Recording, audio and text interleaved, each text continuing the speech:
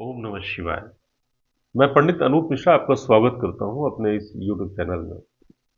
मित्रों, यदि आप एक नया भूखंड लेकर मकान बनवाने की सोच रहे हैं तो मेरा आग्रह है कि इस वीडियो को पूरा देखें। तो निश्चित रूप से आपके मन में जितनी शंकाएं होंगी उनका समाधान अवश्य हो जाएगा।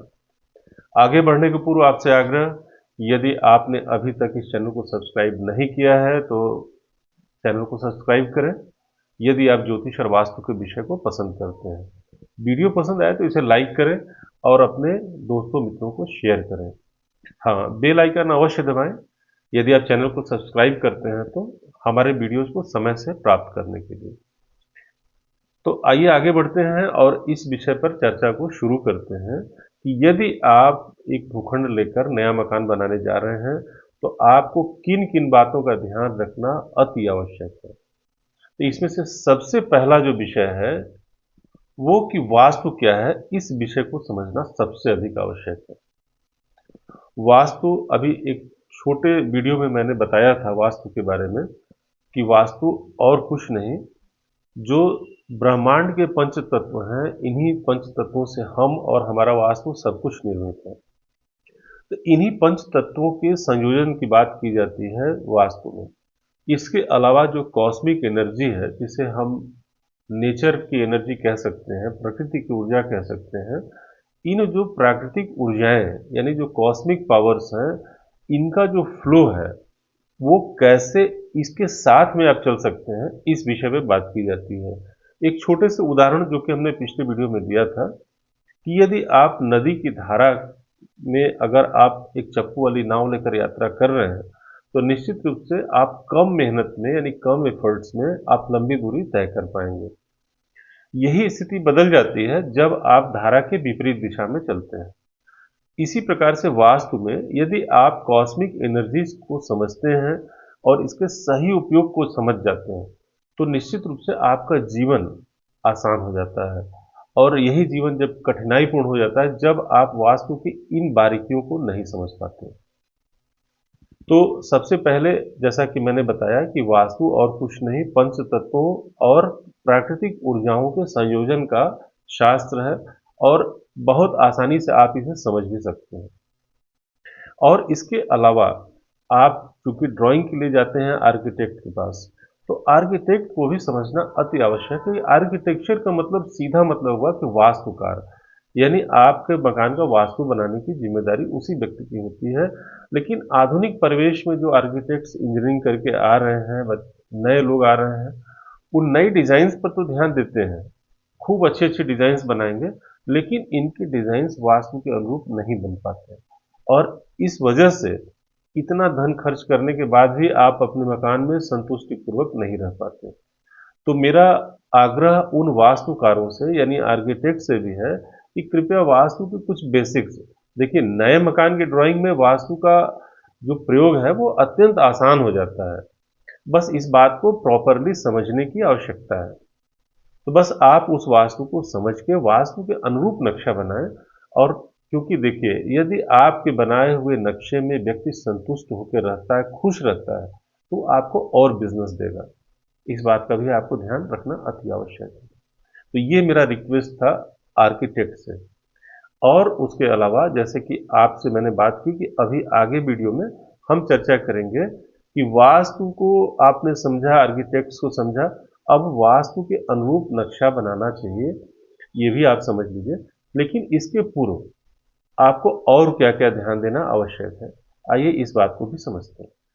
जब आपने ये सोचा कि हमें मकान बनाना है तो इस प्रक्रिया का जो पहला चरण है वो है भूखंड क्रय करने का। यानी सबसे पहले आप भूखंड को क्रय करते हैं जिस पर कि आपको निर्माण करना है। तो भूखंड क्रय करने के पहले हमें क्या चिंतन कर लेना अति आवश्यक है। सबसे पहले आप देखें भूखंड के आकार प्रकार को कि क्या भूखंड वास्तु के अनुरूप है या नहीं। इसमें बस संक्षेप में मैं बताना चाहूँगा कि रेक्टेंगुलर यानी आयताकार प्लॉट और वर्गाकार, ये दोनों भूखंड अच्छे माने जाते हैं। आयताकार जब आप ले रहे हैं तो इसमें इस बात का ध्यान रखें कि लंबाई और चौड़ाई में 1:2 से ज़्यादा का न हो, यानी लंबाई जितनी है चौड़ाई उसके आधे से ज्यादा कम ना हो, इस बात का ध्यान रखें। तो पहले हो गया आकार प्रकार, यानी मैंने बताया आपसे कि शास्त्रों में जो वर्णित है वो आयताकार और वर्गाकार, ये दो प्लाट आवासीय पर्पज से यानी रहने के योग्य माने गए हैं। इसके अलावा अगर अन्य आकार प्रकार है तो इस बात को थोड़ा सा अवॉइड करें आप। दूसरा, आप ध्यान दें कि भूखंड के दक्षिण और पश्चिम दिशा में गड्ढा न हो। देखिए, आगे बढ़ने के पूर्व एकदम स्पष्ट कर दूं कि कोई भी दिशा खराब नहीं होती, कोई भी दिशा, हर दिशा में मुख्य द्वार के लिए शुभ पद बनाए गए हैं जो हमारे पूर्वजों द्वारा शास्त्रों में दिए गए, उसमें किसी दिशा को खराब नहीं समझा गया। लेकिन दक्षिण दिशा में और पश्चिम दिशा में गड्ढा होने का दुष्परिणाम आपको झेलना पड़ेगा मकान निर्माण के उपरांत। तो पहले इस बात का ध्यान दें कि दक्षिण दिशा में और पश्चिम दिशा में गड्ढा न हो। आकार प्रकार की बात हमने कर ली, गड्ढे की बात कर ली। अब मुख्य द्वार में मैंने जैसा बताया कि सभी दिशा में मुख्य द्वार के उत्तम पद मौजूद हैं, इसलिए दिशा के लिए कोई चिंता करने की आवश्यकता नहीं है। क्या सोचना है मुख्य द्वार के बारे में, सिर्फ दक्षिण पश्चिम यानी नैऋत्य क्षेत्र में मुख्य द्वार का होना अच्छा नहीं समझा गया। कहीं आपका भूखंड ऐसा तो नहीं जिसमें आपकी मजबूरी हो जाए कि आप दक्षिण पश्चिम में मुख्य द्वार बनाना है। अगर ऐसा भूखंड है तो इसको एकदम अवॉइड करें आप, क्योंकि इसका कोई उपचार भी उपलब्ध नहीं है। यदि दक्षिण पश्चिम का मुख्य द्वार है तो इसका कोई उपचार उपलब्ध नहीं है। और इसके अलावा आप भूखंड का ढाल अवश्य ध्यान दें। ढाल सर्वोत्तम माना गया है ईशान क्षेत्र की ओर, यानी भूमि यदि दक्षिण में पश्चिम में ऊंची हो और उसका ढाल पूर्व दिशा की तरफ हो, ईशान क्षेत्र की तरफ हो, तो ऐसी भूमि को सर्वश्रेष्ठ माना गया। लेकिन अगर किसी भी दिशा की भूमि, मान लीजिए दक्षिण दिशा की भूमि है, तो नेचुरली ढाल आपका दक्षिण दिशा की ओर आएगा। लेकिन निर्माण के समय आप इन बातों का ध्यान दे सकते हैं, विशेषतया मूल पिंड के निर्माण के समय, कि इसका ढाल आप पूर्व दिशा की ओर बना लें।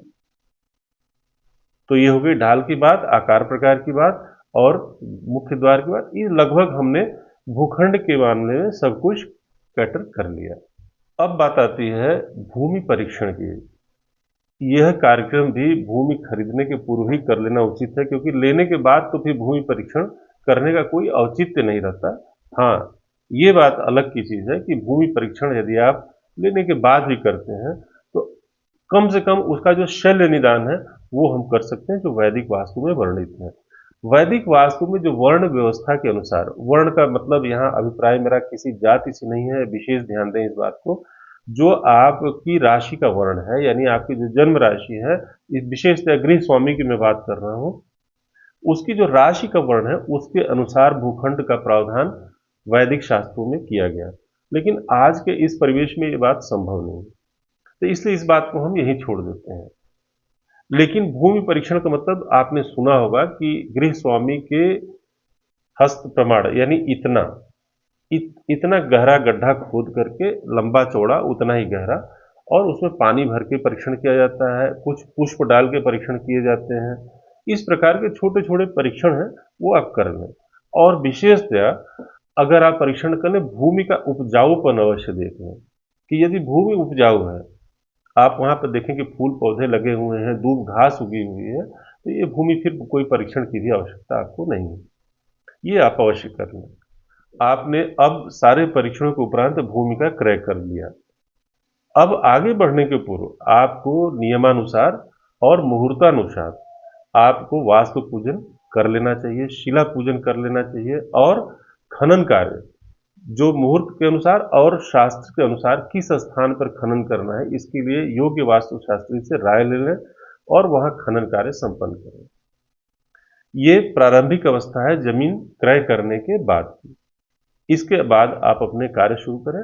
और अंत में आपसे कहना चाहूँगा, इन सब के उपरांत एक अच्छे आर्किटेक्ट से मकान का नक्शा बनवाएं और उनसे आग्रह करें कि हमारे मकान को आप वास्तु के अनुसार बनाएं, और इस नक्शे को किसी योग्य वास्तु शास्त्री से भी अवश्य आप एक बार दिखवा लें कि कहीं यह वास्तु के अनुरूप है या नहीं है। अगर नहीं होगा तो प्राइमरी स्टेज पर ही आप इसको मॉडिफाई करा सकते हैं। इतना आप अवश्य कर लें। और इन सब पूजा पाठ के उपरांत यदि आपने पहले नक्शा बना लिया है तो ये इंस्ट्रक्शन आपसे पहले से ही है कि किसी योग्य आर्किटेक्ट से अपने मकान का नक्शा बनवाएं और आर्किटेक्ट महोदय से आग्रह करें कि हमें वास्तु के अनुरूप नक्शा चाहिए। और इस नक्शे को लेने के बाद आप किसी अच्छे वास्तुशास्त्री से इसका परीक्षण भी करा लें, ताकि प्राइमरी स्टेज पर यानी कार्य शुरू होने के पहले ही आप उस स्तर पर पहुंच जाएं जहां से कि कार्य में कोई बाधा नहीं आए। तो ऑलमोस्ट हमने सब कुछ आपसे बयान कर दिया कि आप एक मकान निर्माण के पहले क्या क्या कर लें। इसके बाद भी यदि आपके मन में कोई प्रश्न है तो आप हमारे दिए गए व्हाट्सएप नंबर पर लिखें, कमेंट बॉक्स में लिखें, हम आपके प्रश्नों को उत्तर तो देते ही हैं। और छोटे छोटे जो हमने और वीडियोस बनाए हैं उनको देखते रहने के लिए चैनल को सब्सक्राइब करें, बेल आइकन दबाएं, जिससे हमारे आने वाले वीडियो की नोटिफिकेशंस आपको समय से प्राप्त हो जाए। धन्यवाद।